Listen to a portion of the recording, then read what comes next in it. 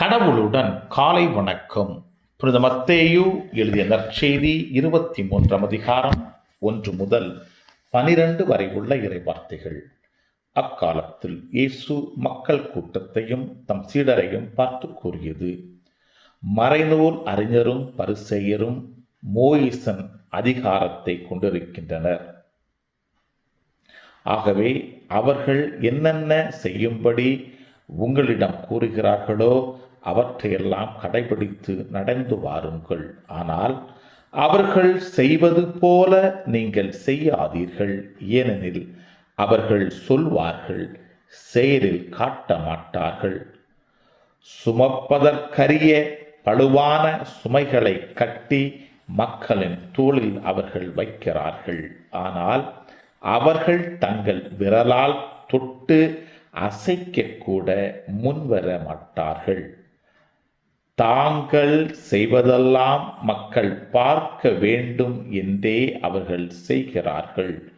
தங்கள் மறைநூல் வாசக பட்டைகளை அகலமாக்குகிறார்கள்.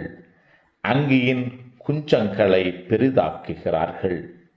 விருந்துகளில் முதன்மையான இடங்களையும் தொழுகை கூடங்களில் முதன்மையான இருக்கைகளையும் விரும்புகிறார்கள்.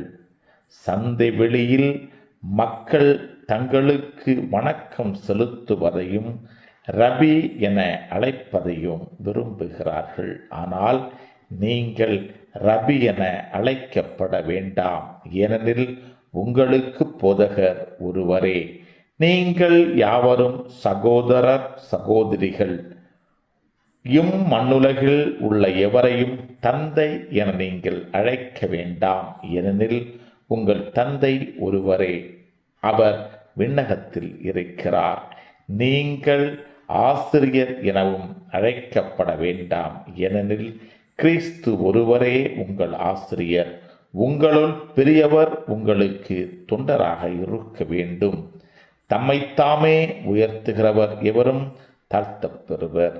தம்மைத்தாமே தாழ்த்துகிறவர் எவரும் உயர்த்தப் பெறுவர். கிறிஸ்துவின் நற்செய்தி. இந்த நாள் இனிய நாளாக அமைய வாழ்த்துக்கள்.